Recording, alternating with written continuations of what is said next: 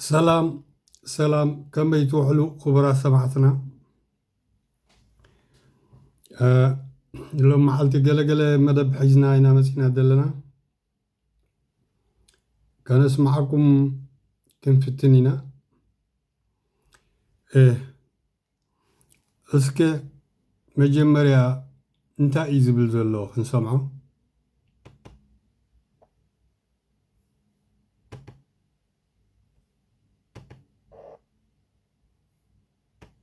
ያለቀ ጦርነት ያሸነፍነውን ጦርነት ነው አቁመን ሰላም ያመጣ ነው። ለሰላም ያለንን ከፍተኛ ጉጉት በኢትዮጵያ ታሪክ ውስጥ ማንም ሰው ቢያገላብጥ መንግስት እየተዋጋ እያሸነፈ መቀሌ ለመቆጣጠር አንድ ቀን ሁለት ቀን ሲቀረው ለሰላም ድርድር አይቀመጥም። የለም የኢትዮጵያ ታሪክ ውስጥ ለምን ሆነ? ሰላም ስለሚያስፈልግ። በዛ ሂደት ውስጥ በቀሩት ቀናት ውስጥ 5፣ 10፣ 20 ሰው የሚሞት ከሆነ ወገን ነው የሚሞተውና ያ መቅረሱ ጠቃሚ ስለሆነ ነው ድርድሩ ያስፈልገው። ድርድሩ በጣም ከፍተኛ ጠቀሜታዎች አምጥቷል። ባለፉት 2 ዓመታት ምንም አይነት ውጊያ አልነበረም። ትልቅ ነገር ነው። የትግራይ ህዝብ በውጊያው ጊዜ ሰርቪስ አያገኝም። መብራት አልነበረውም። ባንክ ሰርቪስ አያገኝም። ትራንስፖርት ሰርቪስ አብይ አሕመድ ዝዛረበ ዘሎ ዘረባ ብጣዕሚ ዝገርም እዩ። ከምዚ ለመጭ ዲና ክንብሎ ኣደናጋሪ እስከ ሕጂ ኸ እንታይ ይብል ኣሎ ከስማዓኩሞ ብሕሪኡ ክንዘራረብ ንሕና። የሀገሬ ህዝቦች በትናንትናው ምሽት ተስፋ የቆረጠውና ከሃዲው የህወሓት ቡድን በሀገር መከላከያ ሰራዊት ላይ ያልታሰበ የማይጠበቅ ጥቃት በመፈጸም ሊያደርስ የፈለገውን ኪሳራ መግለጽ ይታወቃል። ጦርነት ሰው በላ ነው። ጦርነት አገር ያደህያል። ጦርነት ቤተሰብ ይበትናል። በዚህም ምክንያት በምድራችን ዳግም ጦርነት እንዳይፈጠር መንግስታችን እጅግ ማመን ከሚከብድ በላይ በከፍተኛ ትዕግስት አንዲት ጥይት እንዳትተኮስ ያደረግነው ጥረት በሙሉ ከንቱ እንዲቀር አድርገዋል። በሀገራችን በሺህ የሚቆጠሩ ጦርነቶች አካሂደናል። ቅድሚ ሕጂ ንሰላም ዝገበርናዮ ፃዕሪስ ኮንቱ ኣትሪፎሞ ይብል ዘሎ ግን ንሱ ኮንቱ ትሪፎ ምክንያቱ እሱ ዝደልዮ ዘሎ ተራይነት ኦሮሞ እዩ።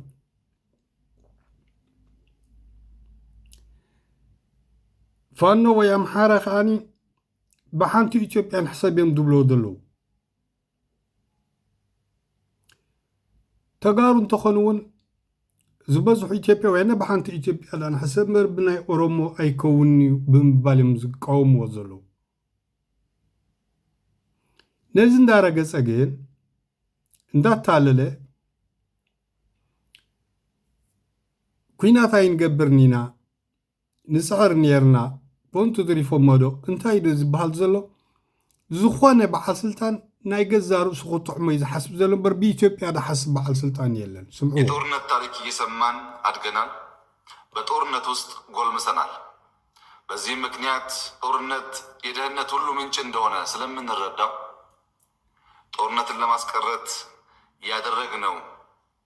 እልህ አስጨራሽ ትግል በዚህ ተስፋ በቆረጠ ኃይል ሳይሳካ ቀርቷል። ጦርነት በቅኖች ፍላጎት ብቻ ሊቆም እንደማይችል ዛሬ በተግባር ማረጋገጥ ተችሏል። ጦርነት በክፎች ጠባጫሪነት በማንኛውም ሁኔታ ሊቀሰቀስ እንደሚችል ይህ ከሃዲ ቡድን አሳይቶናል። ከሃዲ ቡድን ዝብሎ ዘሎ ንወያነ ማለት እዩ። ሕጂ ሕወሓት ኮይና ዘላ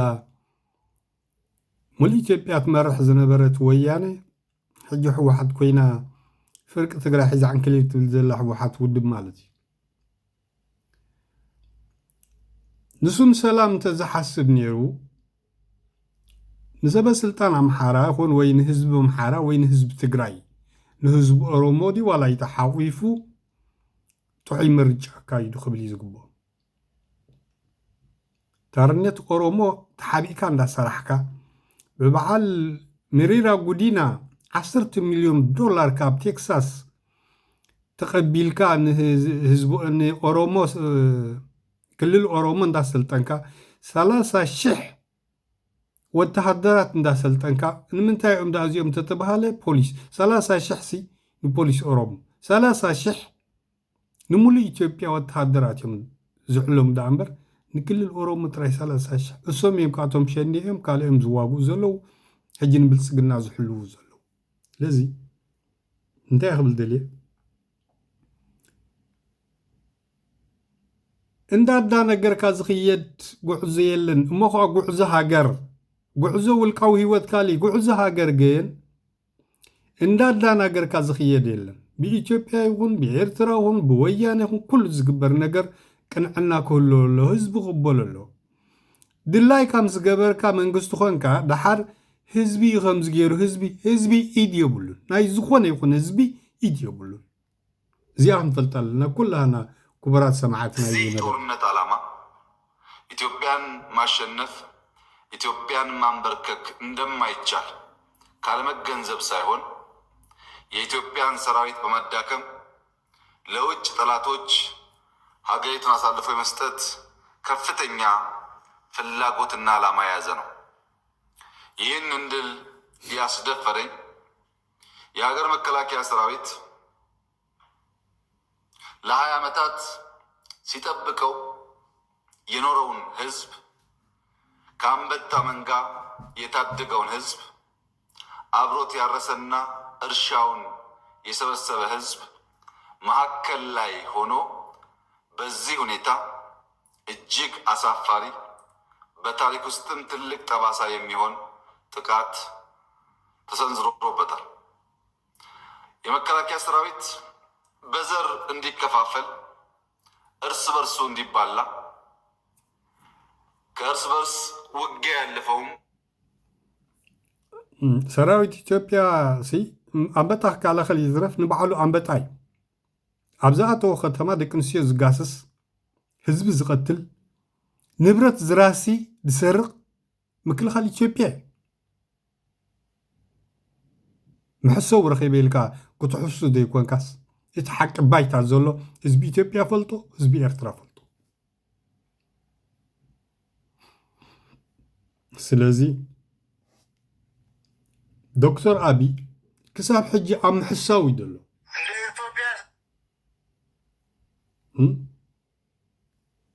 አይነት ሰራዊት አሁን ዓለም ላይ አለ ብዬ አላም እኔ የመከላከያ ሰራዊት አዛዥ ስለሆንኩ አይደለም። በቃ መሬት ላይ ያለው ሀቅ እሱ ነው። እሱ መቀበል ነው። ስለኛ ማንም ሁኔታ ያው እኛም አጋጣሚ ይዘን ነበር የምንል ያው በዚህ ወቃት ትንሽ እንደደረሰበት ነው። ከዛ ነው ወደዚያ መጣ ነው። ሪኡማም ኩሎም እዮም ድሕሱ ከምኡ ሰራዊት ኢትዮጵያ ኣሎ ኢለ ብዓለም ኣይኣምን እየ ነዚ ቀዳመ ሰንበት ተዓሊሙ ሶንዮ ሰሉስ ዝማረኽ ዝፀንት ከማይ ዝናብ ዝጠፍእ እሕሱ ብጀካ ምሕሳው ካልእ ዋላ ሓንቲ የለን ሰሚዕኹም ኣነ ብጣዕሚ ዝገርመኒ እቲ ሰብ ጥዑያት እዩ ድመስሎም እቶም መራሕትና ኢትዮጵያ ኣይኪው ፀገም ናይ ኣይኪው ፀገም ኣለዎም ኩሎም እሱ ኢኻ ትቐንዲ ፀገም እንታይ ትዛረባ ኣለኻ ብልዕሊ ህዝብኻ ተግባራትካን ዘረባኻን ከሓደ ድዩ መግለፂኻን ተግባራትካን ሓደግ ድዩ እሱ ትፈልጥ ኣለካ ቲዮሪ ካሊእ ፕራክቲካልካ ካሊእ ነዚ ይፈልጥዎን እዮም ዘለዉ ንዓይ ከም ዝርዳእኒ እስከ ኣብዚ ከዓ እንታይ ይኽብል ደልዩ ዘሎ ዶክተር ኣብይ ኣሕመድ ነገር ደልዩ ኣለኻ በዚ ቅድሚ ሕጂ ትዛረቦ ዝነበረ ናይታ ኢትዮጵያ ጥራይ ከይኣኽሎ ኣብ ኢትዮጵያ ዘሎ ሕማም መድሃኒት ዘይብሉ ናይ ዓልየትን ናይ ቀቢላን ናይ ብሔርን ሕማማት ክፍውስ ዘይከኣለ ገና ናብ ህዝቢ ኤርትራ ዝቐንዐ ብኦሮሞማ ስነ ሓሳብ ናይ አብይ ስምዕዎ በሆነ ጊዜ ማርጀት በሆነ ጊዜ መድከም ቢኖርም ቀይ ባህርና ኢትዮጵያ ለዘላለም ተነጣጥሎ መኖር አይችሉም። ብዝኾነ ጊዜ እርጋንን ድኻምን ዋላዳ ይሃሉ እምበሪ ንዘላ ዓለም ኤርትራን ቀይሕ ባሕርን ተፈላለየን ከነብራ ማለት ዘበት ይድብል ዘሎ መቸም ንህዝቢ ኤርትራ ድሓዘ ሒዝዎ ዘድነነ ዓድኒንዎ ኣብ እንታይ ገዲስኒ ኣውዲቕዎ ዳኣ እምበር ህዝቢ ኤርትራ ቀሊል ህዝቢ ይኮነን ኦኬ ተባታቲኒ እዩ ደሎ ኣብ እንታይ ገድሰኒ ዳርጋ ወዲቑ እዩ እዚ ኩሉ ምሁር ኤርትራዊ ስለምንታይ ተዳኢልኩም ናይ ውሽጥና ጉዳይ መንግስትና ሓቕፎም ኣይከኣለን ቀንዲ ፀገምና እዚ ታገኝም በርካታ ችግሮች ነበሩት። መንግስት እንደ መንግስት ፈርሷል። ያን መልሶ የሚያቋቁምና ቤዚክ ሰርቪሶች ፕሮቫይድ የሚያደርግ ኢንትሪም አስተዳደር መፈጠሩ በጣም ጠቃሚና ውጤታማ ተደርጎ መንግስቲ ፈሪሲ ኔሩ ይድብለ ዘሎ እወ ሳላ ኤርትራውያን ሳላ መንግስቲ ኤርትራ ግን መንግስቲ ክኸውን ይበቃዩ ቀይ ባህርን በሚመለከት በተደጋጋሚ አንስቻለሁ። ደግሜ አቋሜን ለመግለጽ እንዲመቸኝ እስራኤል የጎላን ተራራ ለምን ያዘች? እስራኤል የጎላን ተራራ ያዘችው ለናሽናል ሴኩሪቲ፣ ለህልውናዬ፣ ለኤግዚስተንሴ ችግር ያጋጥመኛል ብላ ስላመነች ነው።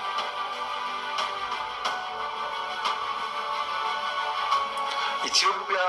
የባህር አክሰስ አያስፈልጋትም ብሎ የሚያምን አይገባትም ብሎ የሚያምን ሰው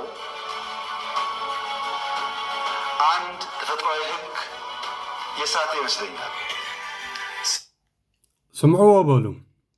ተዕላማ ሪኢኹም ቅድሚ ሕጂ ኢለኩም ያነ ኣብታ ወያነ ክትጠፍእ መቐለ ጥራይ ተኸቢባን ከላ ንመንግስቲ ኤርትራ ረጥሪፅዎም ዝኸደ አብይ ማይክል ሃመር መፅዩ ግደፎ ዝኹናት ደው ኣብሎ ዘድልየካ ገንዘብ ክንበካይና ተኣለ ሳብ ኮንካ ኢትዮጵያ ትመርሓ ተኣለ ምስ በሎ ቀጥታ ይሕራ ኢሉ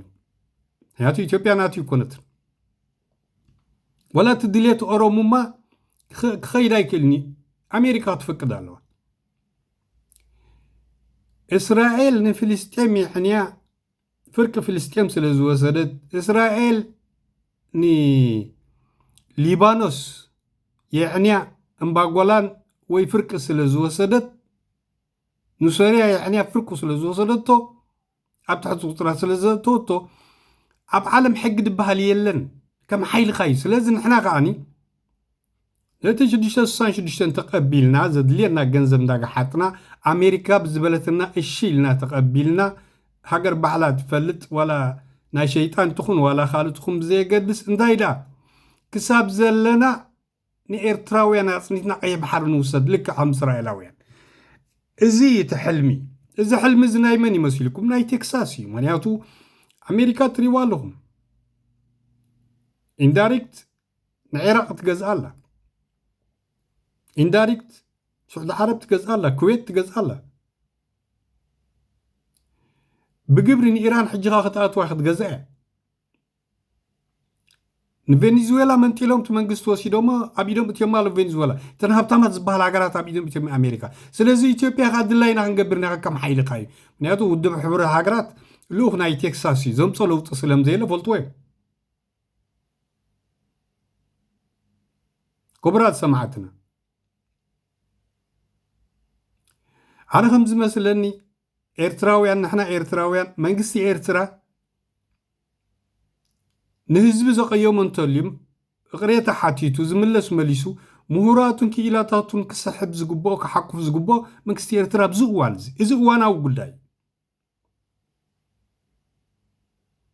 ኤርትራ ክትውልድ እያ ዘይክትውሉ ኣብዚ እዋን እዚ እዋናዊ ጉዳይ ህዝቢ ኤርትራ ክዕቆፍ ዝግብኦ እዩ መንግስቲ ኤርትራ ህዝቡ እንተደይሓቂፉ ግን ሓንሳብ ንደምሒት እንዳምፀኻ ሓንሳብ ንሕወሓት እንዳምፀኻ ሓንሳብ ንገለ እንዳምፀኻ ሃገር ኣይትምዕብልን እያ ወይ ሃገር ውሕስነት ናይ ምክልኻል ኣለዋ ማለት ኣይኮነን ሃገር መንእሰያት ሻሕ ድብሉ መንእሰያት እንተልዮም እዮም ሃገር ትካላኸላ 1998 እኮ ሻሕ ዝብል መንእሰይ ስለ ዝነበረና ኢና ሃገር ልኣላውነትና ተኸላኺልና حنا تيت روسيا ذهبنا سباي نبرن وانكم نفرت الصغير زو عدلنا ينبرن نيجي بيحسب عن كرخ حطوا هلو احنا قد من يسيب شان بقبرة اتنين لا تقصنا هاجر الألاونة دوابيلنا زغل من سيد هلقنا هسوارا ينبرنا كم دليتنا يكونان هليكوبتر برسنا عشان كمان أتابلون دا تبهاله هرمونا ينبرون الحمد لله شنالنا حرالنا بدحي وريدن كاوقاتن حيزن خدانيرن تدلين جنرال يقمتها تدلين كورينيل وسدانيرن لذي انك هرمونا يقالوا لذي من اسين تدالي بحد هاجر توحس لعلو نتتكالخل من اسين تدي تحقي فقن من حسكا هاسخامو كتواقع دان من حسكا تكالخل ويكا مستم كتفوها بدحريت مقارجة تعاليمو دمسا نقرات كتماساسل تفاخم الحس ترايو زقبر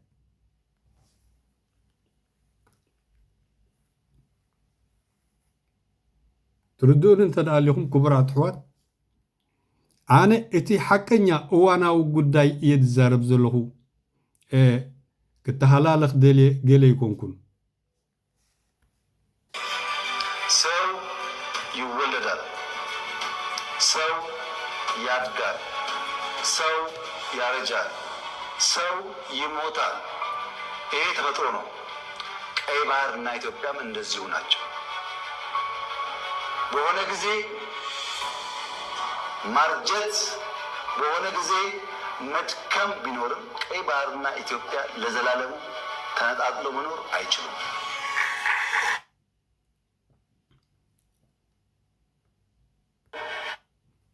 ቀይ ባህርን ኤርትራን ተፋልያለዮም ክነብሩ ኢልኩም ኣይትሕሰቡ ኢሉ ይምካሕ ይደሎ نهضو سومي تموتوالو منجستي إرترا كايدون تايمسل قبل على هزبو زلو محدرة أتحزا هزبون تايمسل أتحزا مهورات أتحزا هبتما تابي إرترا تايمسل بوليس منجستي إرترا تايمسل كل يريولو كلاي كاب قدم إثيوبيا ناي تكساسيا ناي تل أفيفيا جها إمارات آتياتا زت اليوم جنزب روح نتحرقيبهم كاب غودنا سرح ألبو وطات من سيدلوهم كاب غودنا عاريا بتخلي تطبسوا نبعال سلطان إثيوبيا زحاتته حق يلم كندي من إسا إثيوبيا يصنيتوني إرترا وزرغول إندي إرترا وام صنيتو أمغا عينة حزب إرترا خالق عينة حزب إثيوبيا خالق ببينيت عينته تكرار لمي لك እንደሱ ማለት ነው እኛም ማጋራት አለብን እነሱም ማጋራት አለባቸው እኛም ማገዝ አለብን እነሱም ማገዝ አለባቸው ተያይዘን ማደግ አለብን እታና ይመለስያ ተታሐይዝና እንማዕብላለና በሐርኹቡና ኣለዎም ወይ ተታሐይዝና እንጠፊኢና እዚያ እታና ይመለስ ዝነበረት ኩሎም ሰበ ስልጣን ኢትዮጵያ ናይ ሃይለ ስላሴ ናይ መለስ ኣብ ምስከደኻ ናይ ኣብ እንዳደጎም እዮም ዝነብሩ እዚያ እታ ንሶም ዝዛረቡላ ኩሉ ግዜ ስለዚ ኤርትራውያን ዝናናን ታሪኽና እንዳወደቐት ሚልና ኣይንርአ أبر بعثات دوم دامات السجل السنكام أجري مرت تشجيت مملسة سنكفعنني بعد فيتا إذا خفت بندري نجوبو وين يروح عزنا بعلي سنعفي عد قيح دكسا سجنيتي زي تصبيه يكون حالن جبات حالي معدي وسن ساجرون كم لمادو برتع من الربرات تساجرو حباش بنات كسات حيزو ببتري بريت صلاحي ماريفو كم لمادو أنت أنا يدليت سب أنا اسمع قلت سينا اللو تغيها أرستيه بيالغون عالم تقادا لا يزوين كتسحتلها قبو خانقا يا أي مقراص حبستو خينو دان كالي أمسي إثيوبيا ترسي عيدو أيرع من نايز بأبيا نو بملتا دان كالا تقليلو حيزوا فينا السالة عمتاي تقدني صدر المريض تخن امبراطوريا هو سدر مريت تخون أين فكدني نحجون هو زغل تقاوماي منغستي إرترا هزبون تدحز منغستي إرترا مهوراتون تدحز منغستي إرترا هابطاماتو تدحز إرتراوي كمز حج دخي دلو قول كلافو تدفي دلو دينيري إرتراوي أيكونن إرتراوي قول حيلو تري عين برمكو بهابتي يقول بفلتات ببلحي بتمرتي حجيجن جاجينا دنينا كل الصوت الله بدخانة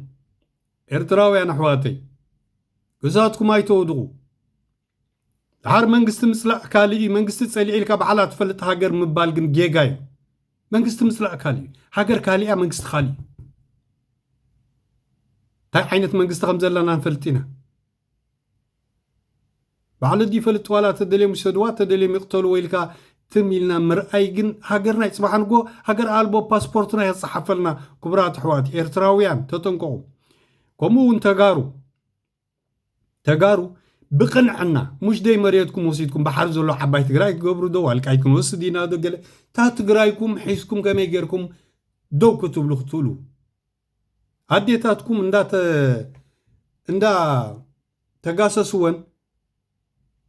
اندا تسرق هديتاتكم تم كام مبال تا تقرايكم قدما صنع بخلو هايلوم زنبرن مدب زي مثل ابزلهم معد من تعنان هابكم وبروخ معالتي لايك سابسكرايب حقوزنا خبرات حوات وسناي معالتي